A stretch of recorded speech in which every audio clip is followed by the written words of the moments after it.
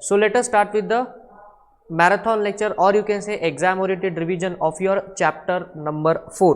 Chapter number 4 examination के angle से important इसलिए बिकॉज एक तो ये चैप्टर में बहुत ज़्यादा न्यू टेक्नोलॉजीज की बात हो रही है.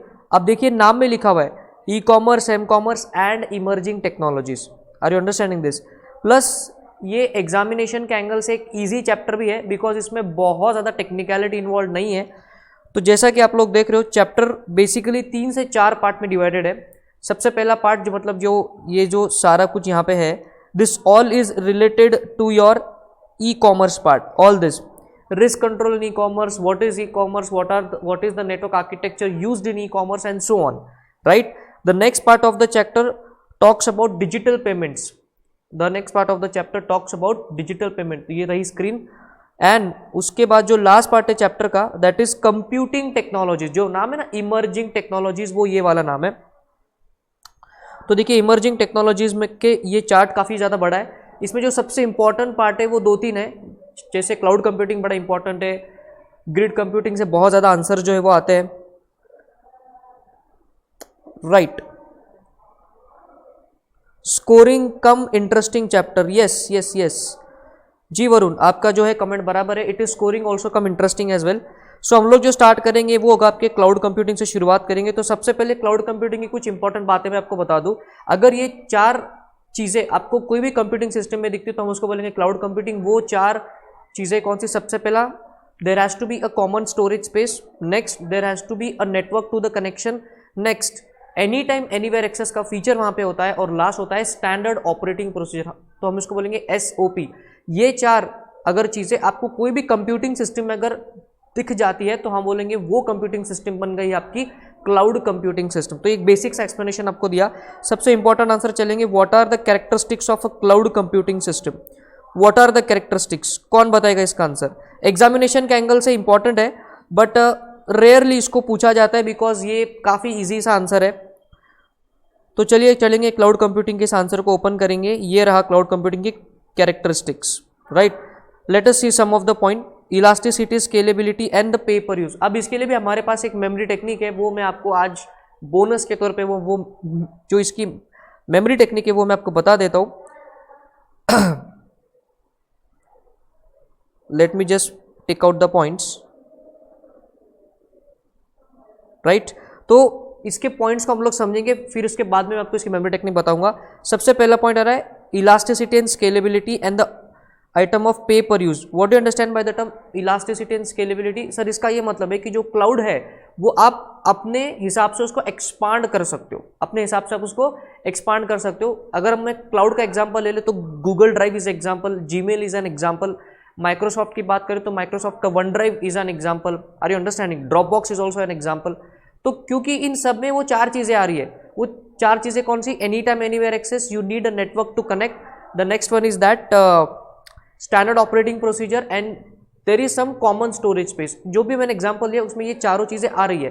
तो बेसिकली वो जो 4 पॉइंट मैंने आपको बताया वो है आपके क्लाउड कंप्यूटिंग की अग्नि परीक्षा, राइट. सो एक आदर्श क्लाउड कंप्यूटिंग में क्या गुण होने चाहिए उसके रिलेटेड ये आंसर है. और जहां पे वर्ड कैरेक्टरिस्टिक्स आता है इसका मतलब properties, attributes, feature, answer is same. तो सबसे पहले कैरेक्टरिस्टिक्स क्या है? Elasticity and scalability. अब इमेजिन करना जब जीमेल की शुरुआत हुई थी तब उस टाइम पे तो एक ही सर्वर था गूगल के पास, बट आज तो लाखों करोड़ों यूजर है जीमेल के. तो basically Google number of server को इंक्रीज करेगा और इंक्रीज करता ही चला जाएगा. तो ये होती है आपकी इलास्टिसिटी एंड स्केलेबिलिटी. पे पर यूज का मतलब है जितना आप इस्तेमाल करोगे बस उतने के पैसे आपको देने. नॉर्मली जो जीमेल है वो 15 GB तक फ्री होता है. उसके बाद अगर आपको एक्स्ट्रा स्टोरेज स्पेस चाहिए तो उसके लिए आपको पैसे भरने होंगे. बट पे पर यूज का मतलब है आप जितना यूज करोगे बस उतने ही के पैसे आपको देना है. Simple. Next, on demand and the feature of resiliency. Now Varun हमको बोल रहे हैं what is scalability sir, and Manmeet Patro भी हमको जो है वो ज्वाइन हो चुके. बेटा स्केलेबिलिटी का मतलब होता है कि आप अपने क्लाउड को स्केल कर सकते हो, उसको एक्सपांड कर सकते हो. आप में जितनी पैसे खर्च करने की ताकत है आप उतने सर्वर लगा के अपनी सर्विस को एक्सपांड कर सकते हो. इसको बोलेंगे हम लोग स्केलेबिलिटी. हम लोग बात कर रहे थे ऑन डिमांड. ऑन डिमांड का मतलब है कि जब भी आपको क्लाउड को एक्सेस करना है वो सर्विस आपको अवेलेबल है. इस दुनिया की नंबर 1 क्लाउड सर्विस जो कंपनी है उसका नाम है AWS. Amazon Web Services, number 1 company in the whole world in the field of cloud computing service. तो अगर इसकी कोई भी क्लाउड कंप्यूटिंग सर्विस की आपको अगर लेना है तो आपको सिर्फ उनके वेबसाइट पे जाना है, लॉगिन आईडी वगैरह बनाना है और जो भी आपको पेमेंट वहाँ पे आता है वो आपको करना है एंड इमीडिएटली वो सर्विस आपकी ऑन हो जाती है। Are you understanding? जैसे अगर मैं हमारा एग्जाम्पल लूँ तो जो हमारी वेबसाइट है learncard.in, इसका जो सर्वर है वो हमने अमेजोन का रेंट पे लिया हुआ है। तो बेसिकली जब भी हमको मतलब इस वेबसाइट को जब हमने बनाया और हमको उसको रेंट पे लेना था तो इसके लिए हमको कोई लंबा चौड़ा प्रोसेस नहीं करना पड़ा। हम सिर्फ वेबसाइट पे गए, हमारा अकाउंट बनाया, वेबसाइट का एड्रेस वहाँ पे हमने एडजस्ट किया और इमीडिएटली विद इन 5 मिनट्स हमारी वेबसाइट वहाँ पे होस्ट हो चुकी थी। तो ऑन डिमांड सर्विस होती है। नेक्स्ट होती है द कॉन्सेप्ट ऑफ रेसिलियंसी। रेसिलियंसी का मतलब होता है कि आपकी जो क्लाउड सर्विस होती है वो बहुत ज़्यादा मजबूत होती है। Are you understanding? मतलब कभी आपको ऐसा एक्सपीरियंस आया कि जीमेल नहीं चल रहा, गूगल ड्राइव नहीं चल रहा, गूगल प्ले स्टोर नहीं चल रहा? रेसिलियंसी का मतलब होता है रूबस्ट। रेसिलियंसी का मतलब होता है रूबस्ट। तो दमदार सर्विस होती है क्लाउड की, जीरो डाउन टाइम, उसको हम लोग बोलते हैं जीरो डाउन टाइम। और AWS ऐसी अकेली कंपनी है पूरे वर्ल्ड में जो जीरो डाउन टाइम की सर्विस आपको प्रोवाइड करती है। लास्ट के 2 point, multi tenancy and workload management. Multi tenancy का मतलब है कि आपको जो क्लाउड का जो भी एप्लीकेशन है वो मल्टी डिवाइसेस पे एक साथ चलेगा। जैसे लैपटॉप पे चलेगा, स्मार्टफोन पे चलेगा, टैबलेट पे चलेगा, टीवी पे भी चलेगा, डेस्कटॉप पे भी चलेगा, तो मल्टी डिवाइस सपोर्ट। और लास्ट है वर्कलोड मैनेजमेंट। जैसा कि मैंने आपको बताया कि जीमेल की जब शुरुआत हुई थी तो सिर्फ एक ही सर्वर था, बट आज तो मैनी सर्वर नहीं, सर्वर का फार्म है उनके पास, डेटा फार्म है उनके पास, इतने सारे एक साथ सर्वर उन्होंने लगा रखे। वाई? सिर्फ पूरे दुनिया का ट्रैफिक वो लोग हैंडल कर रहे हैं। तो बेसिकली ये जो ऑनलाइन ट्रैफिक आता है इसका वर्कलोड मैनेजमेंट का भी ऑटोमेशन का फीचर होता है आपके क्लाउड कंप्यूटिंग में। मतलब अगर सर्वर A फुल हो गया तो सर्वर B पे लोड शिफ्ट हो जाएगा, सर्वर B अगर हो गया फुल तो सर्वर C पे लोड शिफ्ट हो जाएगा, कुछ इस हिसाब से हम लोग इसको बोलते हैं वर्कलोड मैनेजमेंट।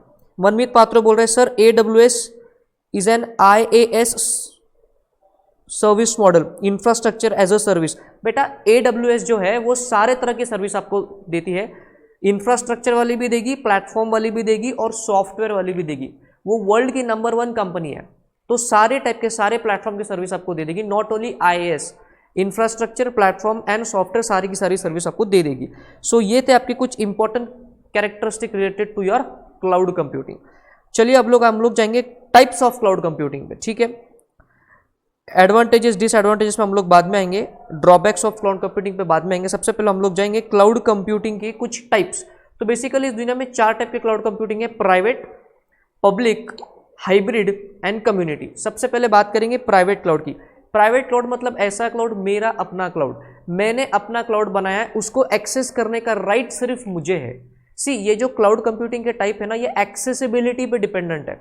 अगर इसको जनरल पब्लिक एक्सेस करेगी तो पब्लिक क्लाउड है, अगर इसको मैं या सिर्फ मेरे ऑर्गेनाइजेशन के लोग एक्सेस करेंगे तो प्राइवेट क्लाउड है, अगर इसको specific community of people access करेंगे तो कम्युनिटी क्लाउड हो जाएगा, और अगर इसको पब्लिक और प्राइवेट दोनों का कॉम्बिनेशन होगा तो हम इसको हाइब्रिड क्लाउड बोलेंगे। ये इसका सिंपल डेफिनेशन है। So main criteria based on which there are types of cloud is accessibility. Public access करेगा तो पब्लिक क्लाउड है, आओ जाओ घर तुम्हारा, कोई दिक्कत नहीं है। मैं या मेरे ऑर्गेनाइजेशन के लोग ही अगर उसको एक्सेस करेंगे तो वो क्या होगा, प्राइवेट क्लाउड। नेक्स्ट क्या है, हाइब्रिड क्लाउड, जहां पे पब्लिक भी एक्सेस करेगा, प्राइवेट भी एक्सेस करेगा। सर कोई एग्जांपल है आपके पास हाइब्रिड क्लाउड का? तो the answer is yes, I am a practising chartered accountant as well. हमारे ऑफिस में हमने एक छोटा सा प्रैक्टिस मैनेजमेंट सॉफ्टवेयर है जो कि software as a service model पे हमने उसको रेंट पे लिया हुआ है। अभी वो जो हमारा सॉफ्टवेयर है उसमें हम लोग क्या करते हैं कि उस सॉफ्टवेयर का 80% एक्सेस, 80% जो स्टोरेज एक्सेस है या जो उसका जो भी फंक्शनैलिटी है उसका 80% यूज मैं या मेरे ऑर्गेनाइजेशन के लोग करते, तो प्राइवेट हो गया। प्लस हमारे जो क्लाइंट है उनका भी अकाउंट हमने उस सॉफ्टवेयर पे बनाया हुआ है, तो वो वहाँ से अपने ऑडिट रिपोर्ट्स, अपने जो भी वर्किंग पेपर हम उनके लिए बनाते हैं वो वहाँ से उसको एक्सेस करके डाउनलोड कर सकते हैं। तो ये जो मेरे क्लाइंट है ये तो आउटसाइड वर्ल्ड हो गया, पब्लिक हो गया, तो 20% of the space is being allotted to the access by public. तो वो जो मेरा प्रैक्टिस मैनेजमेंट का software as a service model पे जो हमने ले रखा है, दैट छोटा सा practice management software is a perfect example of hybrid cloud. Are you understanding? Because private access भी है और उसको पब्लिक भी एक्सेस कर रहा है। तो एक्सेसिबिलिटी के ऊपर जो आपका क्लाउड होता है उसको बोलेंगे टाइप्स ऑफ क्लाउड। प्राइवेट है तो प्राइवेट, आओ जाओ घर तुम्हारा, पब्लिक एक specific community of people, let us say for example all the CA students all over India, जो इस अभी वीडियो को देख रहे हैं और जो कि बाद में भी इस वीडियो को देखने वाले, और अगर सारे सीए स्टूडेंट्स ने अपने लिए एक अलग से सेपरेट क्लाउड बनाया तो उस क्लाउड को एक्सेस कौन करेगा? सारे के सारे सिर्फ सीए स्टूडेंट्स। तो हम बोलेंगे कि वो क्लाउड क्या बन जाएगा? कम्युनिटी क्लाउड, बिकॉज आपके सीए स्टूडेंट की क्या है? एक सेपरेट स्पेशल कम्युनिटी है, तो that type of cloud is called as a community cloud. Logic clear हो गया? 4 टाइप के cloud, private, public, hybrid and community. अब हमको हर एक में क्या देखना है? Special characteristics, special characteristics. So let us see what are the characteristics of a private cloud. Secure है, सेंट्रल कंट्रोल है, वीक एसएलए है। What you understand by the word secure? मेरा अपना क्लाउड है, मैं ही उसको एक्सेस करूंगा, पब्लिक उसको एक्सेस नहीं करेगी। तो अगर हम डेटा की सिक्योरिटी के एंगल से सोचे तो ये ज़्यादा सिक्योर है as compare to different other types of cloud. Central control की बात करेंगे सर, सेंट्रल कंट्रोल का मतलब है क्योंकि ये क्लाउड मैंने ही बनाया है, मैं ही इसको एक्सेस करूंगा, तो इस पर कंट्रोल कैसा है? सेंट्रल कंट्रोल होता है। मैं एक स्पेशल आईटी टीम लगा दूंगा जो इसको जो है वो मैनेज करेगा। अब देखिए दुनिया में 2 टाइप के प्राइवेट क्लाउड होते हैं।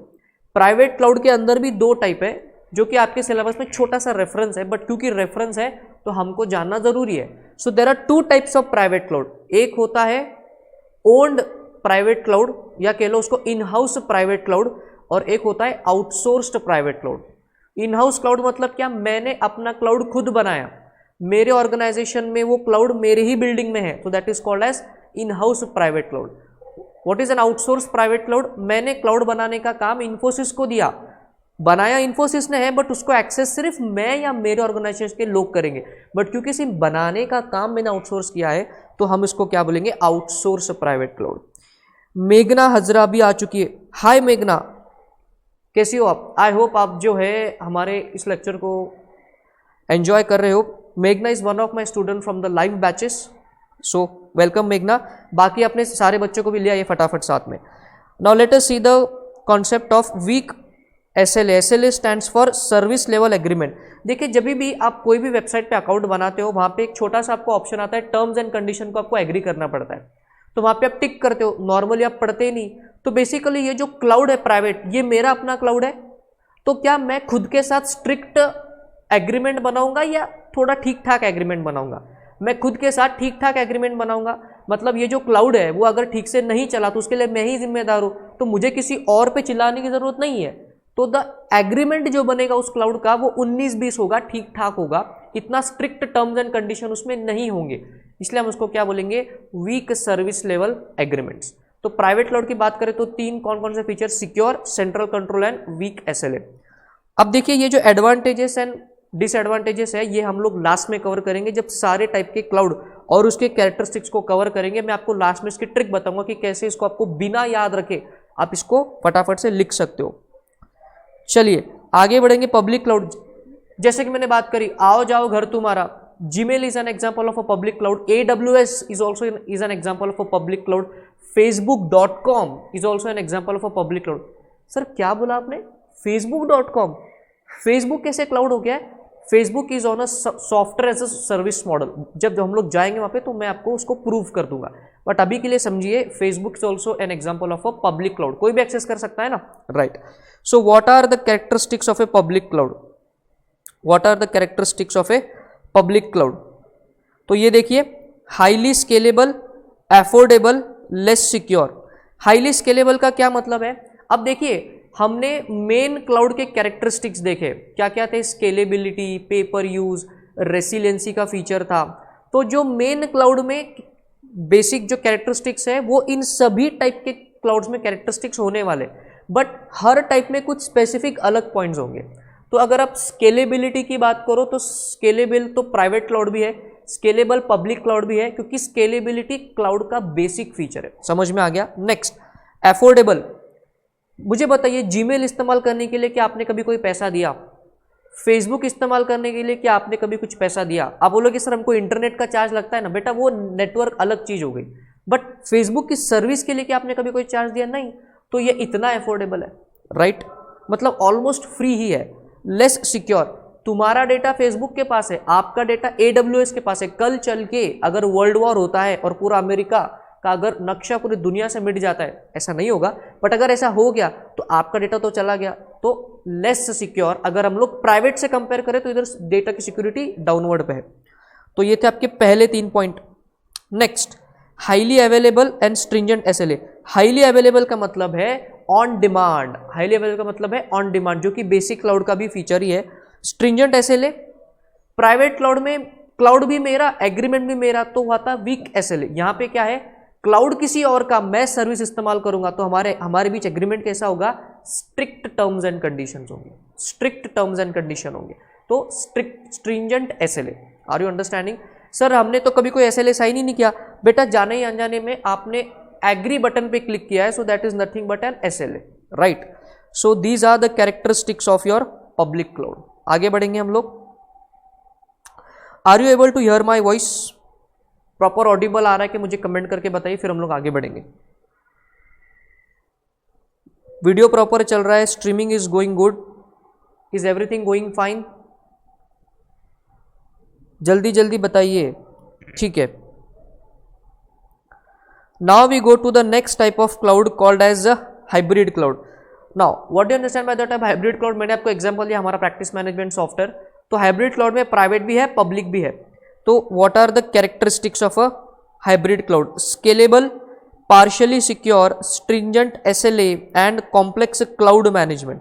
अब स्केलेबिलिटी का फीचर कुछ नया नहीं है, हर क्लाउड स्केलेबल है, तो ये भी स्केलेबल है। पार्शियली सिक्योर क्यों बोला है?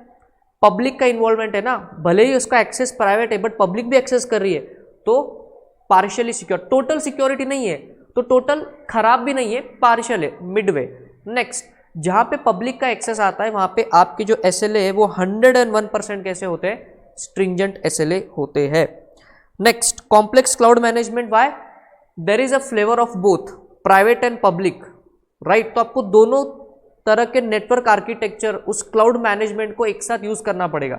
सो बेसिकली क्लाउड मैनेजमेंट कैसा होता है? Complex cloud management. Are you understanding? तो ये देखिए जरा कुछ कैरेक्टरिस्टिक्स थे अपने हाइब्रिड क्लाउड के रिलेटेड। नेक्स्ट है कम्युनिटी क्लाउड। क्या होता है सर? एक स्पेसिफिक ग्रुप ऑफ पीपल जब किसी को एक्सेस करेंगे एक साथ एक स्पेसिफिक क्लाउड को, तो क्या बोलेंगे? Hybrid cloud. Now what are the characteristics of hybrid cloud? इसमें बहुत अच्छे पॉइंट है।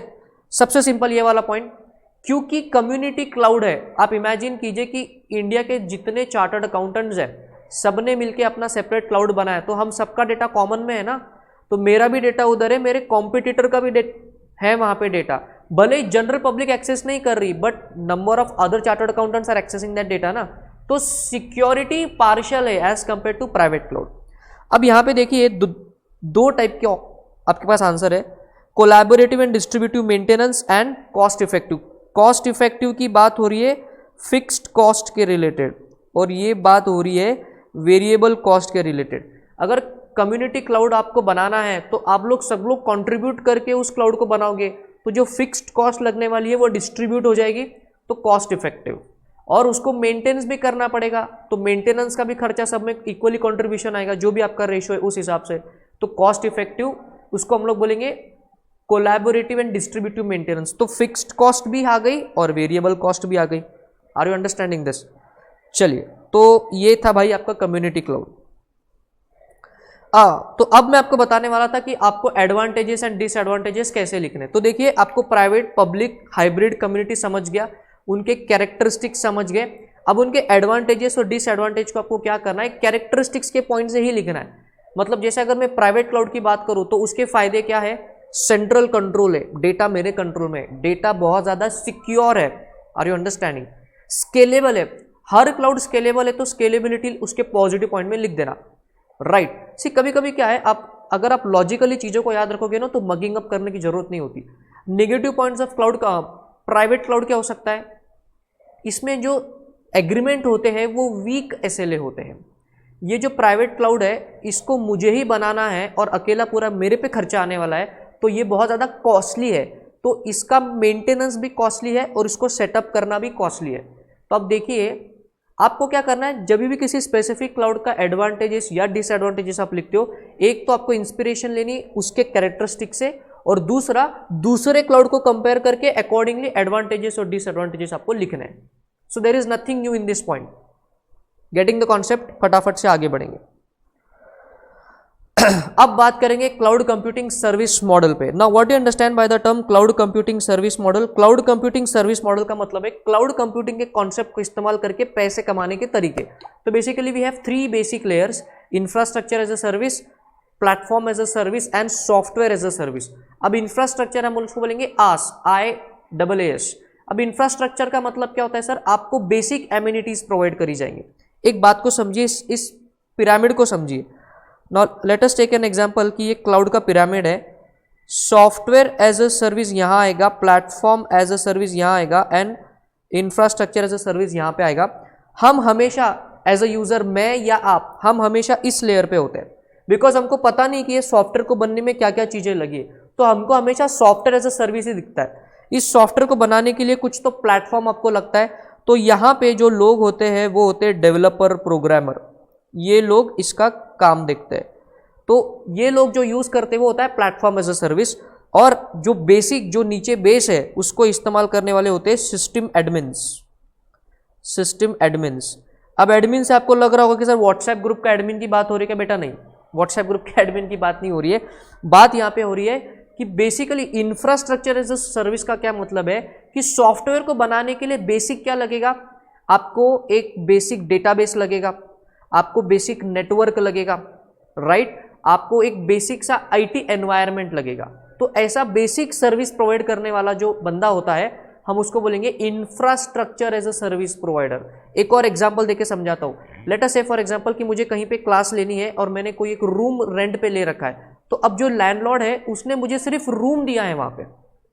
अब वहां पे लाइटें मुझे ही लगानी है, बच्चों के बेंचेस मुझे ही लगाने हैं, आईटी सिस्टम्स मुझे ही लगानी है, तो उसने सिर्फ मुझे इंफ्रास्ट्रक्चर प्रोवाइड किया है। वहां पे मुझे जाने के बाद बिजनेस स्टार्ट करने के लिए कुछ और चीजें खुद करनी पड़ेंगी। तो ऐसा जो बेसिक सर्विस आपको प्रोवाइड करता है कंप्यूटर की दुनिया में, उसको हम लोग क्या बोलेंगे? Infrastructure as a service model, right? अब what are the characteristics of infrastructure as a service? अब चलिए इसकी मेमोरी टेक्निक हम आपको एज अ बोनस दे देते क्योंकि वो यहाँ पे लिखा हुआ ही है। इसकी जो मेमोरी टेक्निक इस आंसर को याद करने की वो ये है, सेंट्रल मॉल में डब्ल्यू ने इंफ्रास्ट्रक्चरल स्कैम किया। सेंट्रल मॉल में डब्ल्यू ने इंफ्रास्ट्रक्चरल स्कैम किया। Central stands for centralize management. अब देखिए, central stands for centralize management, mall stands for metered services, W stands for web access, infrastructure stands for shared infrastructure, और last में scam stand for elasticity and scalability, right? अगर आपको इस memory technique को लिखना चाहते हो तो फटाफट क्या करना, वीडियो को पॉज करके वापस पीछे करके आराम से देख के लिख लेना। What are the characteristics of IaaS? तो चलिए एक एक पॉइंट्स को हम लोग समझेंगे। वेब एक्सेस क्यों? Infrastructure as a service provider तो यूएस में बैठा हुआ है ना, AWS। मुझे सॉफ्टवेयर बनाना है तो मेरे को यूएस जाने की जरूरत नहीं है, मैं इंटरनेट के थ्रू उस सर्विस को एक्सेस कर सकता हूँ, तो वेब एक्सेस का फीचर है। सेंट्रलाइज मैनेजमेंट, AWS की पूरी जो सर्वर है वो खुद मैनेज करता है सेंट्रली, आपको मैनेज नहीं करना। उनकी कंपनी सेंट्रली पूरे वर्ल्ड में जितने भी उनके सर्वर है वो एक सेंट्रली उसको मैनेज करते, so that is again a feature. Elasticity, scalability, no need to explain again. Shared infrastructure, मेरी वेबसाइट AWS के उस सर्वर पे होस्टेड है, तो इसका मतलब वो पूरा की पूरा सर्वर मेरा नहीं हो गया, उस सर्वर पे किसी और की वेबसाइट भी होगी। Are you understanding? तो बेसिकली एक सर्वर बाकी लोगों में बटा हुआ है, तो shared infrastructure. What is metered services? Metered services is another name for pay per use. जैसे आप करते हो ना, जब आप रिक्शा में जाते हो वगैरह तो क्या करते हो, जितनी रिक्शा चलेगी उतने के पैसे दोगे, तो जितना आप यूज करोगे उतने का आपको पैसा देना है। मीटर्ड सर्विसेज, सिंपल सी बात। So these are some of the characteristics of your infrastructure as a service. अब यहाँ पे कुछ इंस्टेंसेस है, इंस्टेंसेस मतलब एप्लीकेशन एरियाज, कहाँ कहाँ पे इंफ्रास्ट्रक्चर एज अ सर्विस दिया जाता है। तो नेटवर्क आप दे सकते हो, स्टोरेज आप दे सकते हो, आप किसी को अपना डेटाबेस भाड़े पे दे सकते हो, backend as a service and desktop as a service. ये कुछ नया कॉन्सेप्ट है, ये मैं आपको सिखा देता हूँ। बैकएंड का मतलब है सर, जैसे कि एक आईटी कंपनी में, late us say for example the customer care department, जब भी आप किसी कस्टमर केयर डिपार्टमेंट को कॉल करते हो तो आपको इमीडिएटली इंफॉर्मेशन मिल जाती है, बट ये इंफॉर्मेशन आपको पहुंचाने के लिए पीछे बैकएंड में लोग काफ़ी ज़्यादा काम कर रहे होते। उसी तरह से जब किसी सॉफ्टवेयर प्रोग्रामर को, सॉफ्टवेयर डेवलपर को सॉफ्टवेयर बनाना होता है, उस टाइम पे उसको बहुत ज़्यादा बैकएंड सर्विसेज लगती है, जैसे डेटाबेस को मेंटेन करना, नेटवर्क का परफॉर्मेंस को चेक करते रहना, आपका जो एप्लीकेशन बन रहा है उसका प्रॉपरली टेस्ट हो रहा है कि नहीं हो रहा है, नेटवर्क का बैंडविड्थ कैसा चल रहा है। Are you understanding this? So ये बैकएंड की सर्विस भी प्रोवाइडर मार्केट में मौजूद होते हैं और इनको आपको पैसा देना है और वो आपको सर्विस देंगे। So that is backend as a service. Now what do you understand by the term desktop? क्या आपने कभी अपने डेस्कटॉप पीसी को देखा है? अरे मैं क्या सवाल पूछ रहा हूँ, 100% आपने देखा ही है। सो बेसिकली डेस्कटॉप किस लिए होता है? डेस्कटॉप पीसी का तो टाइप है, बट बेसिकली जो आपको विंडोज का होम दिखता है वो एक डेस्कटॉप है। That desktop is like a controlling module कि जिससे आप पूरे अपने कंप्यूटर के हार्डवेयर को कंट्रोल करते हो।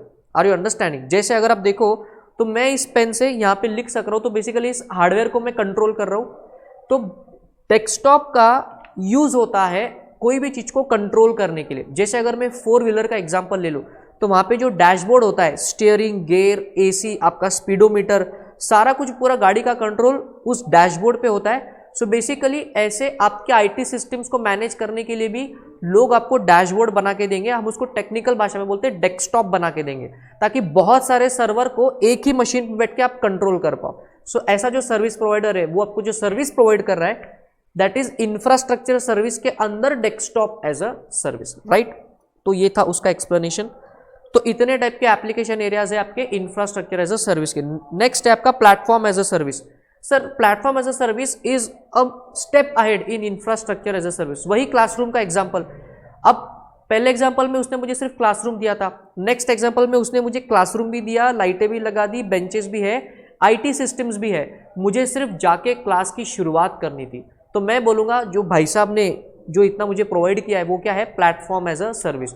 तो बेसिकली कंप्यूटर की दुनिया में platform as a service includes infrastructure as a service. हम इसको कैसा लिखेंगे? PaaS is equals to infrastructure as a service plus extra.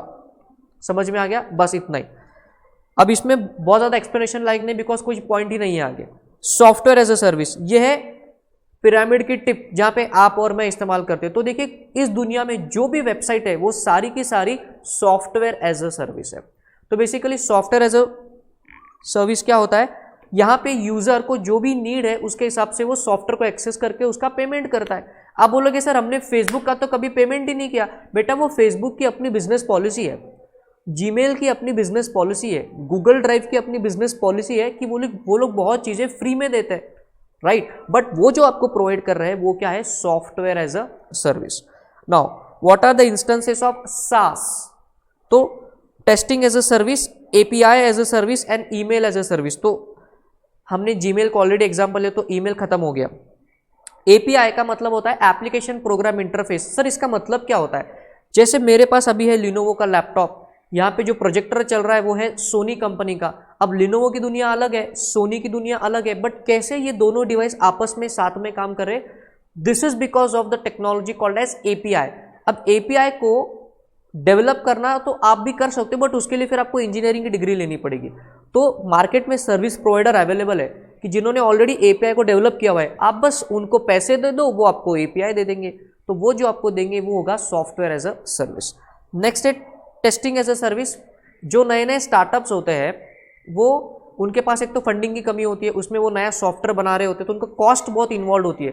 तो वो लोगों को सॉफ्टवेयर को टेस्ट रखने में, आई मीन कुछ लोग होते हैं जो सिर्फ सॉफ्टवेयर की टेस्टिंग करते हैं। आप देख लेना आपके जो दोस्त होंगे साइंस बैकग्राउंड वाले और उनका अगर नया नया जॉब लगा होगा तो पहले 2-3 महीने तो उनको सिर्फ टेस्टिंग ही टेस्टिंग करवाएंगे।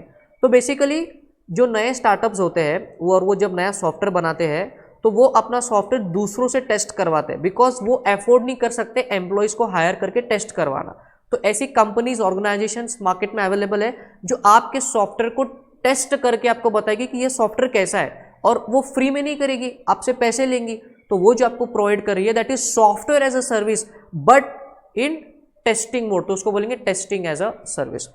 समझ में आ रहा है? Are you understanding? थोड़ा सा रिस्पॉन्ड करिए तो मजा आएगा क्लास में। अब ये थे 3 main service models of cloud computing. हमने देखा जो बेसिक वाला बेस है पिरामिड का इंफ्रास्ट्रक्चर, उसके ऊपर बैठा प्लेटफॉर्म और उसके ऊपर बैठा सॉफ्टवेयर एज अ सर्विस। आपका और मेरा हमेशा से हम ज़्यादा इस्तेमाल क्या करते हैं? Software as a service. Now we have some other service models of cloud computing. इसमें कौन कौन से है sir? Communication as a service, data as a service, security as a service and identity as a service. Communication as a service, इसका मतलब कुछ लोग market में मौजूद है जो आपको कम्युनिकेशन की सर्विस देते हैं। सर कुछ एग्जांपल है आपके पास? बहुत ही सिंपल सा एग्जांपल है। जब भी आप किसी ई कॉमर्स के वेबसाइट से ऑर्डर करते हो, late us say for example जो मेरी फेवरेट है, आप फ्लिपकार्ट से ऑर्डर करते हो। सर फ्लिपकार्ट ने आप कुछ पैसे देकर उनके एडवर्टीजमेंट करने के लिए? बिल्कुल नहीं, मेरे को पसंद है वो वेबसाइट, चलिए उस बात को बाजू में रखेंगे। फ्लिपकार्ट से जब भी आप कोई परचेस करते हो, आपने जैसी ऑर्डर प्लेस करी आपको एक एसएमएस आता है, जैसी ऑर्डर शिप होती है आपको एक एसएमएस आता है, जैसी ऑर्डर आउट फॉर डिलीवरी आती है आपको एक एसएमएस आता है, और जब ऑर्डर डिलीवर होती है तभी भी आपको एसएमएस आता है।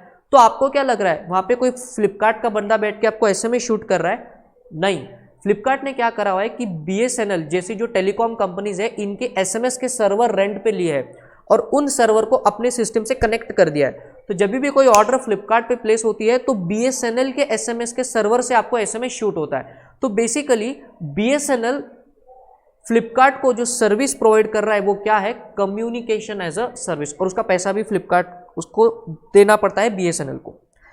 नेक्स्ट है डेटा एज अ सर्विस। ऐसी कंपनीज जो आपको डेटा प्रोवाइड करते हैं। सर ऐसा कौन सी कंपनी जो हमको डेटा प्रोवाइड करती है? गूगल का सर्च इंजन। सिंपल एग्जांपल, आपको कुछ भी सर्च करना है, गूगल पे डालते हो तो गूगल आपको क्या दे रहा है? डेटा ही तो दे रहा है। तो बेसिकली गूगल का जो सर्च इंजन है that is a perfect example of what? Data as a service. Next, security as a service. कुछ ऐसी भी कंपनीज मार्केट में अवेलेबल है जो आपके वेबसाइट को, आपके सॉफ्टवेयर को या आपके कंप्यूटर को ऑनलाइन सिक्योरिटी प्रोवाइड करेगी। Popularly known as online antivirus software भी मार्केट में अवेलेबल है। The example is McAfee, right? तो वो जो आपको प्रोवाइड कर रहे हैं वो क्या है? Security as a service. Identity as a service. Identity का मतलब है जब भी आप किसी वेबसाइट पे जाते हो तो नॉर्मली वहां पे अकाउंट अगर आपने बनाया है तो आपको क्या डालना पड़ता है? लॉगिन आईडी, पासवर्ड, मतलब आइडेंटिटी वाली सर्विस, मतलब आप खुद को आइडेंटिफाई करते हो, राइट? अब ये लॉगिन आईडी पासवर्ड का मैकेनिज्म बनाना बड़ा डिफिकल्ट है और इसके लिए सेपरेट सर्वर आपको लगाने पड़ते हैं। तो अगर आप एक नया स्टार्टअप हो और आपका अपना वेबसाइट है जहां पे आप लोगों के अकाउंट बनवा रहे हो, बट आपको ऐसे लॉगिन आईडी पासवर्ड में इन्वेस्टमेंट नहीं करना, तो you can outsource this part two somebody else. और वो जो समबडी एल्स है वो जो आपको ये बना के देगा वो क्या होगा? Identity as a service, right? तो ये थे कुछ टाइप के आपके other service models of cloud computing.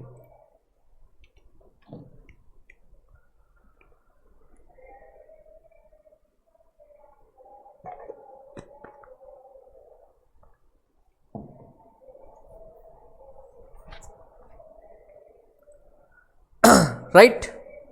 तो यहां पे आपका जो क्लाउड कंप्यूटिंग का ओवरऑल जो मॉडल है वो खत्म नहीं होता है। अभी कुछ इंपॉर्टेंट दो ही पॉइंट हमारे पास बचे, that is what are the advantages of cloud computing and what you can say what are the advantages and disadvantages of cloud computing, right? Advantages and disadvantages of cloud computing. Now let us see some of the important points. Yeah, what are the important points? Let us see. सबसे पहले point है achieving economies of the scale. तो अब जो हम answer पढ़ रहे हैं वो क्या है? एक ओवरऑल आंसर कि सारे जो क्लाउड्स है, जनरल आंसर। जैसे हमने कैरेक्टरिस्टिक्स आंसर पढ़ा था जनरल, तो these are general advantages of a cloud computing. सबसे पहला आंसर है achievement of economies of scale, reduce spending on technologies and globalize the workforce. Economies of scale का मतलब है कि क्लाउड कंप्यूटिंग का इस्तेमाल करके आप अपने बिजनेस को एक्सपांड कर सकते हो, और जहां एक्सपांशन आती है वह इकोनॉमीज ऑफ स्केल का आपको बेनिफिट मिलता है। Sir basically economies of scale क्या होता है? When the number of units you produce, costing की बात करो, when the number of units you produce increases the production cost per unit decreases, right? तो जितना बड़ा बिजनेस का स्केल होगा उतनी आपकी ऑपरेशनल कॉस्ट कम होगी। तो क्लाउड कंप्यूटिंग इनडायरेक्टली आपको एक्सपांशन में हेल्प करेगा, तो इकोनॉमीज ऑफ स्केल का बेनिफिट आपको मिलेगा। Reduce spending on technology infrastructure. मुझे बताइए, जब आप बन जाओगे सीए, आप अपना नया ऑफिस बनाओगे, आप अपना नया सा ईमेल सर्वर खरीदी करोगे या आप जीमेल पे अकाउंट बना के अपना काम चला लोगे? आप नया क्या करोगे? कॉस्ट बचाने के लिए जीमेल पे अपना फ्री में अकाउंट बना लोगे। तो ये आपको क्लाउड कंप्यूटिंग हेल्प करता है reduce spending on technology infrastructure, globalize the workforce. Cloud computing की वजह से आज पूरी दुनिया वर्क फ्रॉम होम पॉसिबल हो रही है। जैसे अब कंपनीज ले लो, Google, Apple, Microsoft, Facebook and all, कि जिनके जो एम्प्लॉयज है वो पूरे वर्ल्ड ओवर में है, तो ये आपस में क्लाउड कंप्यूटिंग के थ्रू कनेक्टेड काम करते हैं, राइट। तो ग्लोबलाइज वर्कफोर्स आप बना सकते हो। Next 3 points, streamlining the business process, reduced capital cost and pervasive accessibility. Streamlining the business process का क्या मतलब है सर? मैंने बताया कि हमने क्या किया हुआ है, एक प्रैक्टिस मैनेजमेंट सॉफ्टवेयर को ले रखा है। तो सर इससे क्या होता है, प्रैक्टिस को मैनेज करना इजी हो रहा है, मतलब ही बिजनेस मेरा स्ट्रीमलाइन हो रहा है। तो एक बेनिफिट ये हो गया।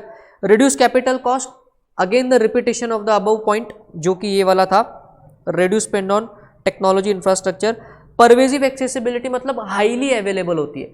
आपका जो क्लाउड कंप्यूटिंग का सर्विस है ये बहुत जो है वो रेसिलियंट है, रूबस्ट है, कभी डाउन टाइम नहीं होता, वो वाला पॉइंट है। उसको नया नाम आ गया परवेजिव एक्सेसिबिलिटी, या उसको सिंपल भाषा में बोलेंगे हाईली अवेलेबल। और लास्ट के कुछ पॉइंट क्या क्या है, monitor the projects more effectively, less personnel training is required, minimize maintenance, licensing software and improved flexibility. Project को मॉनिटर करने में आसानी कैसी होती है? अब जो मैंने आपको बताया ना कि प्रैक्टिस मैनेजमेंट सॉफ्टवेयर है, उसका एक एप्लीकेशन मेरे मोबाइल पे यहाँ मौजूद है, तो मैं इस एप्लीकेशन से ही देख सकता हूँ कि कौन से एम्प्लॉयज काम कर रहा है या नहीं कर रहा है, जिसको जो काम अलॉटेड है उसने उसको डेडलाइन में करा है या नहीं कर रहा है। तो क्या मेरे को बिजनेस मॉनिटरिंग अच्छी हो रही है? Answer is yes. Next, less personnel training is required. इसका मतलब मुझे बताइए, जीमेल, फेसबुक, व्हाट्सएप, ये इस्तेमाल करने के लिए आपको कुछ स्पेशल क्लासेस की जरूरत पड़ी क्या? नहीं। तो क्लाउड कंप्यूटिंग का सबसे बड़ा बेनिफिट है कि ईज ऑफ यूज है, तो आपके लोगों को इस्तेमाल करने के लिए स्पेशल ट्रेनिंग देने की ऐसा जरूरत नहीं है। Minimize maintenance and licensing software, इसका ये मतलब है कि क्लाउड कंप्यूटिंग की वजह से एक ही सॉफ्टवेयर बहुत सारे लोग इस्तेमाल कर सकते हैं, तो आपकी सॉफ्टवेयर की कॉस्ट, उसकी मेंटेनेंस घट जाती है। एंड ऑल्सो जब आप जीमेल इस्तेमाल करते हो, मुझे बताइए आपने कौन सा मेंटेनेंस का पैसा दिया है? उसका मेंटेनेंस तो गूगल कर रहा है ना, तो आपको कुछ खर्चा लगा? बिल्कुल नहीं, राइट। इंप्रूव्ड फ्लेक्सिबिलिटी, फ्लेक्सिबिलिटी का क्या मतलब है? आप चाहे जितने जीमेल के अकाउंट बना लो, क्लाउड जो है वो स्केलेबल है, तो आप उसको बढ़ा भी सकते हो, घटा भी सकते हो। आपको यूजर्स को बढ़ाना है तो उसको फ्री कर दो, यूजर्स को घटाना है तो उसको पेड कर दो, तो फ्लेक्सिबिलिटी आपके बिजनेस में आ जाएगी as far as the cloud computing is concerned, right? So these are some of the important benefits of the advantages of cloud. Sir अगर एग्जाम में 4 मार्क के लिए क्वेश्चन आता है तो कोई भी 5 से 6 पॉइंट आपको लिखने ही लिख रहे हैं। तो ये थे आपके कुछ advantages of cloud computing. The next point is drawbacks of cloud computing. Cloud computing के कुछ ड्रॉबैक्स भी है। सबसे पहला ड्रॉबैक, इंटरनेट कनेक्शन गया, क्लाउड से कनेक्शन टूट गया, आपका डेटा किसी और के पास है तो डेटा की सिक्योरिटी की प्रॉब्लम है। Are you understanding this? फिर उसमें एक पॉइंट है interoperability with the local solutions. Interoperability, sir इसका क्या मतलब है? जैसे टेलीकॉम की दुनिया में आपका मोबाइल नंबर चेंज किए बिना आप एक सर्विस प्रोवाइडर से किसी दूसरी सर्विस प्रोवाइडर पे शिफ्ट हो सकते हो। आपको अगर BSNL नहीं पसंद है तो आप जियो पे शिफ्ट हो सकते हो विदाउट चेंजिंग योर नंबर। हम इसको बोलते हैं portability. In case of cloud, इसी पोर्टेबिलिटी के फीचर को टेक्निकली हम बोलते हैं इंटरऑपरेबिलिटी। तो ये जो इंटरऑपरेबिलिटी का फीचर है ये क्लाउड में आपको नहीं मिलता। एक एग्जांपल मैं आपको देता हूं, जैसे गूगल ड्राइव एंड ड्रॉपबॉक्स दोनों ही क्लाउड है, राइट? अब जो एप्लीकेशंस गूगल ड्राइव में चलेंगे वो नॉट नेसेसरी ड्रॉपबॉक्स में भी चलेंगे, राइट? तो कुछ एप्लीकेशंस है जो सिर्फ स्पेसिफिक क्लाउड में चलते हैं, तो आपके पास एप्लीकेशन को लेके भी रिस्ट्रिक्शन है। और दूसरा, अगर आप आज तक गूगल ड्राइव का इस्तेमाल कर रहे थे, आपको लग रहा है कि नहीं अब ड्रॉपबॉक्स पे शिफ्ट होना चाहिए, तो आपको पूरा डेटा मैन्युअली पहले डाउनलोड करना पड़ेगा गूगल ड्राइव से और उसको मैन्युअली फिर अपलोड करना पड़ेगा ड्रॉपबॉक्स पे। तो शिफ्ट होना बहुत ज़्यादा ईजी नहीं है, तो इंटरऑपरेबिलिटी का प्रॉब्लम है। समझ में आ गया? Dependent scalability, cloud service provider अच्छा है तो सर्विस अच्छी मिलेगी। अब देखिए, आप बोलोगे सर हमको जीमेल में तो कभी प्रॉब्लम नहीं आया। बेटा, Google is a reputed company. अपनी कोई भी इंडियन देसी कंपनी उठा के देख लो, आप उनकी क्लाउड कंप्यूटिंग की सर्विस ले लो, आप यूज नहीं करोगे। भाई कभी कभी जो होती है उनकी सर्विस बड़ी खतरनाक सी खराब सी सर्विस होती है, तो आपका जो क्लाउड का यूज है वो किसी और पे डिपेंडेंट है। दैट इज हम बोलेंगे scalability is dependent on the vendor. वो सर्विस अच्छी देगा तो काम अच्छा चलेगा, सर्विस अच्छी नहीं देगा तो काम अच्छा नहीं चलेगा। तो ये कुछ ड्रॉबैक्स है आपके क्लाउड कंप्यूटिंग के रिलेटेड, राइट। तो यहाँ पे आपका क्लाउड का जो पार्ट है वो पूरा चैप्टर 4 का खत्म होता है। अब हम लोग फटाफट से आगे बढ़ेंगे and we go to the concept of mobile computing. We go to the concept of mobile computing. कहाँ गया, फटाफट नीचे नीचे नीचे नीचे है। Mobile computing. मोबाइल कंप्यूटिंग का मतलब क्या होता है सर? मोबाइल कंप्यूटिंग मतलब वो टेक्नोलॉजी की जहाँ पे टेलीकम्युनिकेशन की टेक्नोलॉजी प्लस कंप्यूटिंग की टेक्नोलॉजी कंबाइन होती है। सर एग्जांपल है स्मार्टफोन। सिर्फ स्मार्टफोन एग्जांपल है क्या? नहीं। मोबाइल का मतलब है पोर्टेबल। अगर आप कोई कंप्यूटर पोर्टेबल है और उसमें आप टेलीकम्युनिकेशन की टेक्नोलॉजी को भी ऐड कर सकते हो, देन उस कॉम्बिनेशन को हम लोग बोलेंगे mobile computing. Even tablets and phablets are under mobile computing. Examination के एंगल से इंपॉर्टेंट आंसर है how does a mobile computing works. 4 points, crisp answer, ना इससे कम ना इससे ज्यादा, ये पॉइंट आना ही चाहिए तुम्हारे आंसर में। सर क्या क्या पॉइंट्स है यहाँ पे? सबसे पहला बोल रहा है कि the user axes the data using the hand held device. Example लेंगे कि जब भी आप फेसबुक के एप्लीकेशन को एक्सेस करते हो ना, तो ये 4 स्टेप्स को आप फॉलो करते हो। सबसे पहला क्या है? The user enters or access data using the application on a hand held computing device. Whether this mobile is a hand held computing device? Yes. तो पहला स्टेप, जब आपने इसको ओपन किया और फेसबुक को क्लिक करने से पहले जो मूवमेंट है, that is the first step. Next step, using one of the several connecting technologies. What is one of the several connecting technologies is internet. The new data are transmitted from the handheld to sites information system. आपने internet का use किया तो several connecting technology का use किया। आपके mobile से अब information Facebook के सर्वर पे जाने वाली है, तो the information is going from the handheld device to the sites information system. Practically समझ में आ रहा है क्या? Next, now both the system are in sync. आपने इधर से लाइक को प्रेस किया, उधर फेसबुक के सर्वर पे अपडेट हो गया। आपने इधर प्रोफाइल पिक को अपडेट किया, उधर आपके फेसबुक के सर्वर पे सेव हो गया। वहां पे कोई नोटिफिकेशन आता है, आपको आपके मोबाइल पे भी दिखाई देता है। तो both the system are in sync. और लास्ट का पॉइंट बड़ा ही सिंपल है। Now both the system, I mean the same steps happen from the other side as well. So this is how a mobile computing works. Simple. Hello Shivangi, I have got your email. यहाँ पे ये आपका message आ चुका है, तो welcome to the channel, enjoy the lecture. तो हम लोग आगे बढ़ेंगे फटाफट से। Components of mobile computing. So अगर आप मोबाइल कंप्यूटिंग का देखो तो देयर आर बेसिकली 3 कंपोनेंट्स। जरा देखिए स्मार्टफोन को, इसमें क्या क्या दिखता है आपको? हार्डवेयर दिख रहा है क्या? तो हार्डवेयर है। इसमें एंड्रॉइड सिस्टम सॉफ्टवेयर है क्या? तो सॉफ्टवेयर भी है। और क्या इसमें रेंज आ रही है? तो the answer is yes. So even the range is coming. So basically mobile computing का क्या क्या होता है? हार्डवेयर, सॉफ्टवेयर एंड नेटवर्क, या कह लो telecommunication. Are you understanding my dear friends? Yes. Next, what are the benefits of mobile computing? Mobile computing के benefits क्या क्या है? सर ये एक बीकॉम आंसर है। बीकॉम आंसर मेरी भाषा में क्या होता है कि जो अपने मन से आप अपने ताकत अनुसार, अपने मन के अनुसार लिख सकते हो। तो जितना आप में मोबाइल कंप्यूटिंग के रिलेटेड फीलिंग्स है पूरी लिख लो। यहाँ पे सारे के सारे पॉइंट करेक्ट है। क्या क्या बेनिफिट है जो आपके मन में आ रहा है वो लिख लो, right. Next, limitations of mobile computing. 6 point है। अगर एग्जाम में आते तो कोई भी 4 से 5 आपको लिखने हैं। फटाफट से आपको एक्सप्लेन कर देता हूँ। इनसफिशिएंट बैंडविड्थ का ये मतलब है कि मोबाइल की जो रेंज है वो फ्लक्चुएट होती है। इंटरनेट जो आता है मोबाइल में वो कभी कभी बहुत स्पीड में आता है, कभी कभी कम में आता है, तो insufficient bandwidth. Next, security standards. Computer के मुकाबले मोबाइल को हैक करना बहुत ज़्यादा ईजी है, तो इसकी जो सिक्योरिटी स्टैंडर्ड्स है वो बहुत कम है। Next, power consumption. मोबाइल तुम्हारा उतना ही चलेगा जितनी तुम्हारी मोबाइल में बैटरी है, तो बेसिकली पावर का लिमिटेशन यहाँ पे आ जाता है। Sir what about a desktop computer? Power supply पे चल रहा है ना, तो जब तक पावर सप्लाई है पूरा की पूरा चलेगा। बट मोबाइल का क्या है, जब बैटरी खत्म हो गई तो ये सिर्फ क्या है, डिब्बा है और कुछ काम नहीं। सो ये थे पहले 3 पॉइंट्स। Next, transmission इंटरफियरेंसेस। ये भाई मेरे साथ बहुत हुआ है। आई am a BSNL customer, BSNL best है मेरे लिए, बट कई बार मैं दुखी सा हो जाता हूँ, बिकॉज मैं जब किसी और को कॉल लगाता हूँ तो बीच में किसी और की आवाज़ आ जाती है। तो ये ट्रांसमिशन के इंटरफियरेंसेस होते हैं आपके साथ। सो ये कुछ आपके लिमिटेशन है। Potential health hazard.